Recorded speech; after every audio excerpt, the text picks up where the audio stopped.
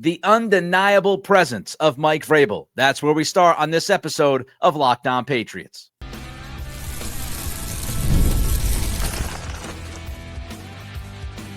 You are Locked On Patriots, your daily New England Patriots podcast. Part of the Locked On Podcast Network, your team every day. What's up, Patriots fans? I am your host, Nick Cattles, born and raised in New England, your New England Patriots expert, host of the Everything Pats podcast, co-host of the Greg Bedard Patriots podcast with Nick Cattles, and also a sports talk show host veteran. On today's episode, the latest intel on the offensive line, and defensive coordinator Terrell Williams speaks about his unexpected absence. But first, the biggest takeaway of rookie minicamp had nothing to do with the rookies. We appreciate you joining the show, making us your first listen, and for being an everydayer. The Locked On Patriots podcast is a proud partner of the Locked On Podcast Network, your team every day. Today's episode is brought to you by Monarch Money. Take control of your finances with Monarch Money. Use code LOCKEDONNFL at monarchmoney.com for 50% off your first year. Let's go back to 2024 before we get to current day and then looking forward. Back in 2024, it feels like it was 5 years ago, but Jerod Mayo was named the head coach, and Mayo at the time was described as a CEO head coach. Now, you could also describe Mike Vrabel as a CEO head coach because the basic definition of a CEO head coach in the NFL is somebody that's not calling plays offensively or defensively and is just overlooking the entire operation. But there are different types of CEOs. Just like in the business world, there are different types of CEO head coaches in the league. And Mike Vrabel is proving to be already a very different kind of CEO. Vrabel likes to get his hands dirty. He likes to be incredibly involved during the process. And we found that out. First day, rookie minicamp, last Friday. Greg Bedard wrote this. Big picture. This is quite the departure from last year in terms of the pace and intensity of the practices, which is spearheaded by Vrabel, who was involved in everything. He's constantly coaching, pulling players aside, jumping into scout teams, and even telling the media to get off the field colorfully. Jerod Mayo was an observer 95% of the time, delegated. Vrabel is right up in there. Karen Guregian at Mass Live wrote about Vrabel at rookie minicamp day one. He challenged players. He encouraged players. He instructed players. And on more than one occasion, he barked at players. One day into camp, and the players got a full dose of the Vrabel way. And this wasn't the unplugged version. He addressed every mistake and miscue, but mostly he taught. He was on his players until he got it right, or at the very least understood the message. At one point, Vrabel put on a chest pad, something he's done at previous stops in Tennessee and Cleveland, and had players run through him. He also put on a yellow penny with the number 51 and played defense for one session against the offense during Friday's practice. Fully immersed in the practice is Vrabel. Completely hands-on, engaged, embracing the back and forth, not delegating 95% of the time. Now, I'm not saying that Jerod Mayo's way can't work. I'm just saying that Mike Vrabel is a completely different type of CEO that we are going to witness during this camp season. So be ready for it. He establishes relationships with the players on the field.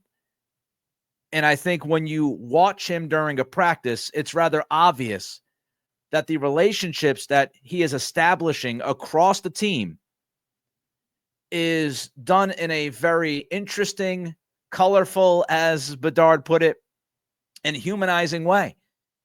He's giving the players accessibility on the field to him. It's a completely different process when you're on the field and you're working with guys, when you're hands-on, when you're delegating. You come across as the coach. You come across as the boss. You come across as somebody who is telling me what to do. But when you're on the field and you're involving yourself, it just feels like that relationship is a little bit more meaningful. It's not necessarily coming across as the hierarchy, the boss telling me what to do. The boss is in there working with me. If you have a boss Sometimes that boss, hands-on, roll up the sleeves, walk into the office, work with you on something. Sometimes you get bosses that are just, send me an email, give me an update every few days.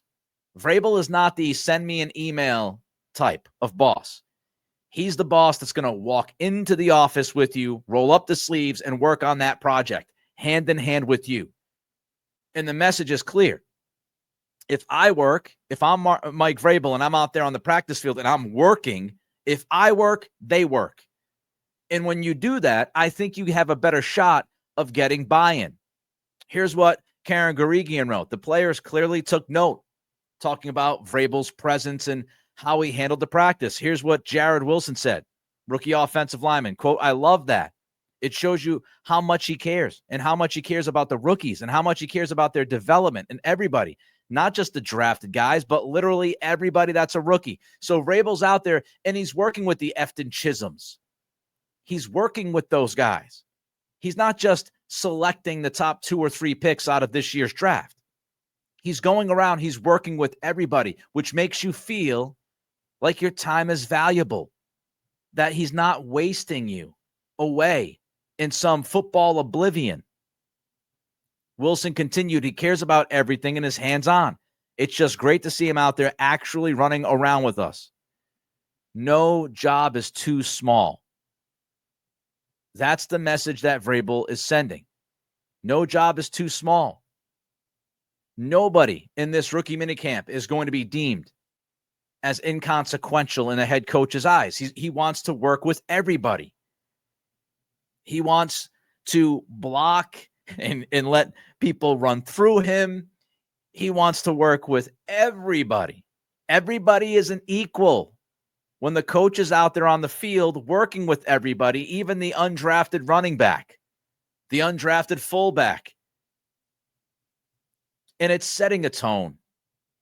Vrabel set the tone with the offseason, the way that the Patriots kind of deliberately, methodically, but intentionally went through the offseason, adding pieces that Vrabel deemed fit for his culture, for his football team. And now it's practice time with the rookies, rookie minicamp, and he's out there setting the tone. Day 1 of rookie minicamp, and Vrabel's in 5th gear. That's how you set the tone. That's how you let everybody know that there's going to be some urgency here at Gillette Stadium now. There's going to be some urgency behind what we do in 2025. We don't have time to waste. You are a rookie class, and we are going to hit the ground running day 1. And that's the type of urgency. And when you go after a rookie minicamp practice day 1, like Vrabel did, you're showing the urgency, but you're also stressing the details. There is no detail that is too small. They will not go overlooked by Mike Vrabel and this coaching staff. So you're setting the tone. You're establishing relationships. You're showing urgency. And I love every single part of that. And with Vrabel working the way he's working, what do you think that does to the coaching staff? It lifts the rest of the staff. If the head coach is not taking shortcuts, if the head coach isn't being lazy, and I'm not saying that prior head coaches have been lazy here with the Patriots because they weren't on the field with, the 51 penny running around. I'm not saying that. But if you are a coach and you're watching the head coach of the program working as hard as Vrabel is working with pretty much everybody on the field and not going through the motions, not standing there just watching and delegating to you, that puts pressure on the rest of the staff, because if the head coach is putting that much into it, you best put that much into it, because if not, you're falling short of the expectations. And so not only are the players feeling that energy, the staff is feeling that energy. And if you have the staff and the players feeling that energy, and Vrabel is pushing out that energy constantly during a practice, then that is what the team is going to feel like from beginning to end every day they touch that field. It's that kind of competitive energy. And that's what Vrabel wants to push through to these young guys. So Mike Vrabel was the standout at day 1 that was open to the media. not necessarily any of the rookies. The biggest takeaway was Mike Vrabel's unquestioned presence during that practice and how he does business. First day of rookie minicamp also gave us a peek inside the offensive line staff and more. That's coming up next as we continue with today's episode of Locked On Patriots, part of the Locked On Podcast Network, your team every day. Ever check into your bank account and wonder, where did all the money go? Between dining out, online shopping, and entertainment, it's easy to lose track, and that's where Monarch Money comes in, your personal CFO, giving you full visibility and control over your finances. Monarch Money isn't just a budgeting app. It's a complete financial command center. You can track all your accounts, investments, and spending in one place so you stop just managing your money and start building wealth. Does that not sound good? Sounds good to me. All in one convenience. Instead of juggling multiple apps, you can use Monarch to check your finances, track that spending, and even plan long-term goals. Take control of your finances with Monarch Money. Use code LOCKEDONNFL at monarchmoney.com for 50% off your first year. That's monarchmoney.com. That code is LOCKEDONNFL for half off your first year. You're not winning many football games, especially in the NFL, if your offensive line is a dumpster fire. And here in New England, we absolutely understand that after the past couple of years. It wasn't the only reason why you suffered through back-to-back 4-win seasons, but it was one of the key reasons why you suffered through back-to-back 4-win seasons. A dumpster fire offensive line can just flatly ruin your offense. It can ruin your offense. It can ruin your quarterback. It can first ruin your quarterback, which in turn ruins your offense. So the last thing you want is an offensive line dumpster fire. And hopefully, Mike Vrabel, Elliott Wolf and company have gone a long way over the past couple of months to plug those holes that were in the offensive line boat, because there were way too many of them. And at the rookie minicamp, it was interesting because this was the first time that we got a pretty good idea as to how the offensive line coaching staff is going to work together. How are they going to approach things? Greg Bedard wrote the following at Boston Sports Journal. The offensive line coaching was interesting, if unexpected. Doug Marrone seemed to be the supervisor. Jason Hotailing was the drill sergeant, and Robert Kugler dealt with the scout/look teams. Hotailing means business. It almost feels like this was a good cop, bad cop type situation where Marrone was the supervisor and could come across as the good cop because he wasn't really meddling. He wasn't getting too involved. He wasn't being the Mike Vrabel of the offensive line coaches, so to speak. And Hotailing was the drill sergeant, as Bedard called him. So he could come across as maybe the bad cop. So maybe a little good cop, bad cop action with the young offensive lineman here. But you wonder why Marrone would be supervising. It's an interesting approach. We just went through Mike Vrabel's approach and how he does it as the head man and getting involved with everybody and running around and, making sure that he's touching dudes and pushing them and prodding them. Meanwhile, you've got Marrone who was supervising. And maybe Marrone's style is that he's going to take a 30,000-foot evaluation of the rookies, which would make some sense. He wants to look at these rookies while Hotailing puts them through the paces and make his evaluations on these young men and how they need to improve. It also could be a great window into how Vrabel's going to handle his staff. Vrabel, as I just said last segment, inherently puts pressure on the staff to make sure they're stepping up. But it doesn't mean that every single coach on the staff has to do things exactly the way that Vrabel does them.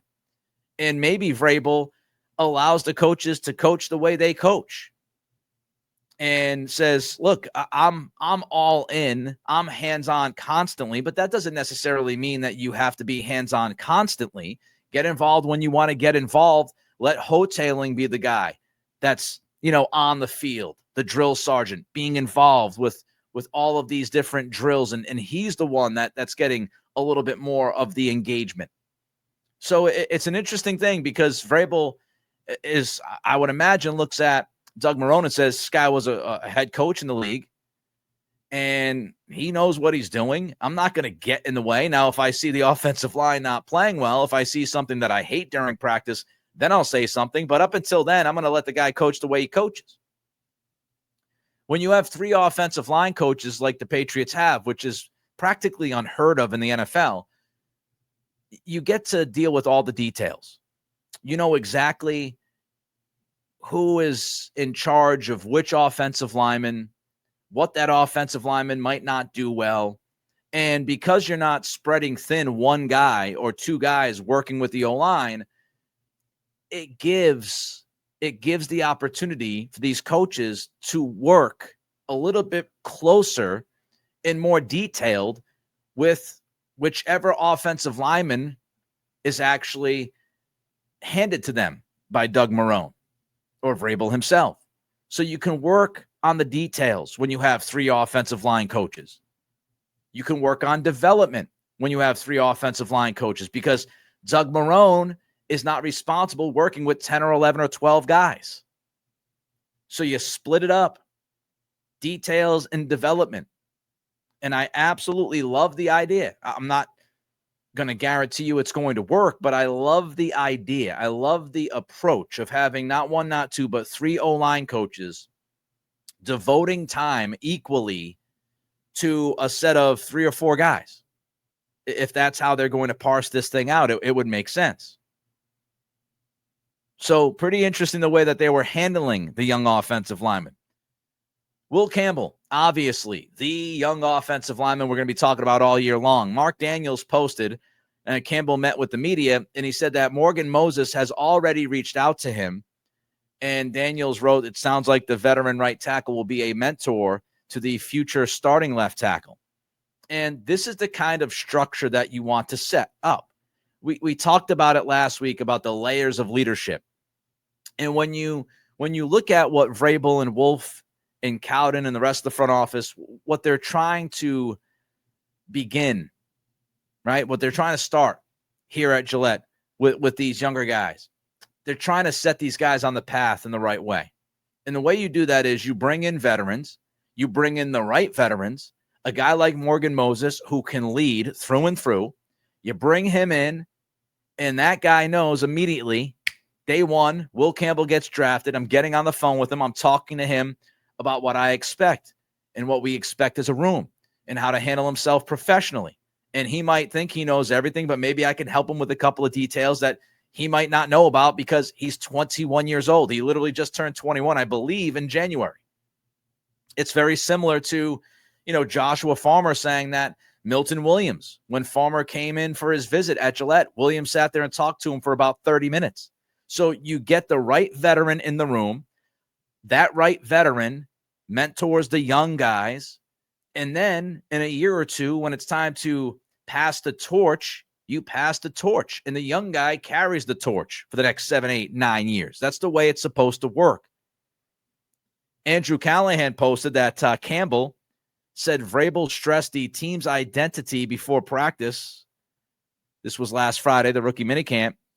And the offensive identity is finish and strain. Finish and strain. You look up the definition of strain, and it tells you that strain means to unusually give great effort. Unusual great effort. That is straining. And remember what Vrabel said in his introductory press conference. He wanted to pay attention and focus on effort and finish. And so I guess he's kind of tweaked it a little bit, and now it's finish and strain, but it's the same basic idea. Strain yourself.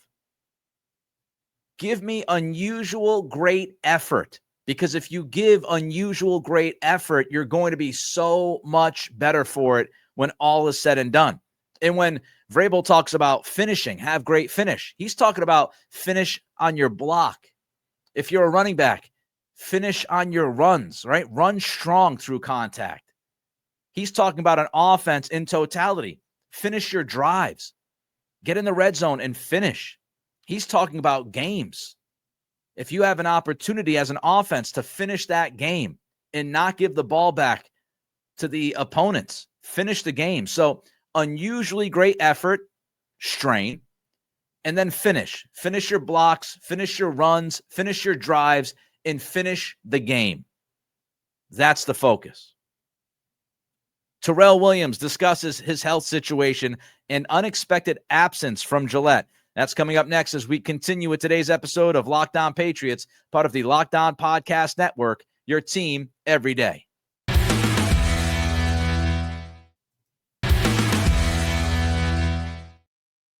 Any new regime, and it doesn't matter who's running the regime, any new regime, the less bumps, the better. The less obstacles, the less issues, the less problems, the less deterrence, the better. And we found out last Friday, and I talked about this when the news broke on the Everything Pats podcast, if you want to check it out on YouTube. But we found out from Mike Vrabel that Terrell Williams, defensive coordinator, was absent. He was not going to be at rookie mandatory minicamp or rookie minicamp. Put too many words in there. He was not going to be at rookie minicamp. And Vrabel said at the time that Williams would speak to the media later in the afternoon. Well, that's exactly what he did. And we've got the latest from the Pats defensive coordinator. Mike Giardi posted this. Williams told the media he had a quote-unquote health scare. And while he's away from the building, he's, quote, not away from the team, unquote. He's been in Detroit since the incident. And he called the medical issue traumatic for him. So there was an incident. This medical issue was traumatic. Mike Reese wrote the following. When asked what message he hopes people take from what he shared about his health scare, here's what Williams said, quote, football is a job that obviously there is some stress involved. Just eating right, working out. If you're supposed to take any medication, take it. Like I told the players, we all think we're invincible, unquote. Now, I'm not going to speculate. Williams did not share the specifics of this incident, didn't say exactly what happened, but he's talking about stress. He's talking about eating right. He's talking about working out, taking medication if you're supposed to take it. He mentioned how, he's pretty much just ignored doctors over the last few years, but he did not give specifics, at least not yet. He did say that he will talk about what happened. He will talk about the health scare at a later date. He did not want to talk about it on Friday. Now, when you look at the mechanics of all this, your DC not being in town for rookie minicamp, and Mike Reese reported that Williams has been away from the facility for around a month. If this was 1985, it'd be a much bigger deal. If it was 1995, it'd be a much bigger deal. Shoot, if it was 2005, maybe even 2015, it would be a much bigger deal. But it's easier to work remotely and still have a significant impact in 2025. The pandemic changed many things, and the pandemic taught us that we can work remotely. And we have learned over the past 5 years or so how to not only work remotely, but work efficiently and how to work best remotely. The standards have been set and then reset over and over and over again. So Williams not being here over the past month or so, it's not ideal, but it's not the end of the world because of what we have learned over the past half decade. Now, of course, if you're not in person working with these players, it'll impact guys in certain ways. And Williams is not being given the opportunity because he's had to stay in Detroit for the last month or so. He's not been given the opportunity that Vrabel had last Friday to work with the players on the field and establish those stronger relationships. But there's still time where Williams can do that. It's just no in-person work hurts. I'm not saying it will damage this team in any way or damage the defense, but it's less than ideal. It is less than ideal. Mike Reese with more from Terrell Williams said, quote, where I am now, my mind is clear. I'm moving around. I'm happy. Everything is good. I'm just looking forward to getting back to Foxboro and seeing everybody in person. So if you take that quote, it certainly sounds somewhat optimistic, if not optimistic, period, end of sentence. It sounds like Williams sees the light at the end of the tunnel and that this is not going to be something that could last months and months and months. Says he's feeling good. Everything is good. His mind is clear. And he's looking forward to getting back to Foxboro and seeing everybody in person. So it feels like there's at least some level of optimism about Williams' situation and his availability being sooner rather than later, which is great to hear. And obviously, we hope that he is through this physically. The health scare has been addressed. And as a human being, he's taking care of things and he's in a better spot. Now, if it does take longer, if something else comes up, or we find out that Williams is going to be out longer than he first thought, will the Patriots add to the coaching staff? Will Vrabel look to go outside of the walls and bring somebody else in? Not as the DC necessarily, but an extra body or two, because we know Vrabel told us at the presser that Zach Kerr, inside linebackers coach, had taken over the responsibilities of Williams in person while Williams has been gone. So would you just throw the extra responsibilities on Kerr's plate and say that's just the way it is and Williams would help him remotely? Or would you look to bring some other people in to take the inside linebacker job, and then Zach Kerr would pretty much be the de facto defensive coordinator with help from Vrabel until Williams was ready to come back? I don't know. It'll be interesting to watch how this all unfolds and how Vrabel handles it, when Williams can get back, how long this might be. I do think that this offseason helps this situation because Vrabel in the front office, they paid close attention to the backgrounds of the players they were bringing in. And they made sure that they brought guys on, especially defensively, that had a history with their defensive coaching staff. Landry knows what he's doing. Spillane knows what he's doing. They've both played on a Vrabel/Williams defense. Carlton Davis last year played in Detroit. Williams was in Detroit. Now, of course, Williams was working with the defensive line, and Davis is a cornerback, but he already has that relationship. He has some relationship with Davis. So when you look at the veterans that they brought in that have experienced the knowledge of what this system is trying to accomplish, I do think that helps. Finally, Mike Giardi wrote about Williams. Those I've talked to around the league believe Williams to be one of the best assistants in the game and overdue for his shot at running a defense. Love to hear it. Love to hear it. That's what people are saying throughout the game, that Williams is one of the best assistant coaches in the league and that he absolutely deserves his chance to run a defense. Now, of course, there was a lot of great things said about DeMarcus Covington, and his first year as a DC last season was an absolute disaster. Hopefully, that is not the case here. Hopefully, if things got off to a slow start, Vrabel would have no issue of jumping in and helping the defense, unlike Gerard Mayo reportedly was hesitant to do that. I've got some high expectations for this defense. I think they could be really good.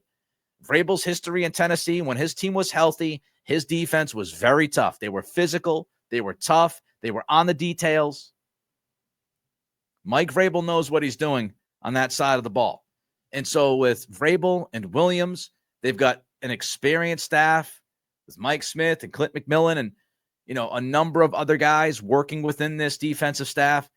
I just think that they have everything they need to have in the staff and most of what they need on the field to be very good and incredibly competitive on that side of the ball.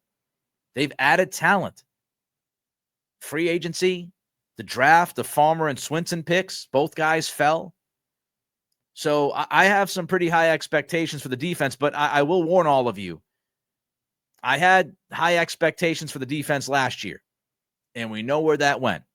But that's when I look at Vrabel, I look at Williams, I look at the rest of this defensive staff, and I say, I got some confidence. That wraps up this edition of Locked On Patriots. Let me know your thoughts on today's topics.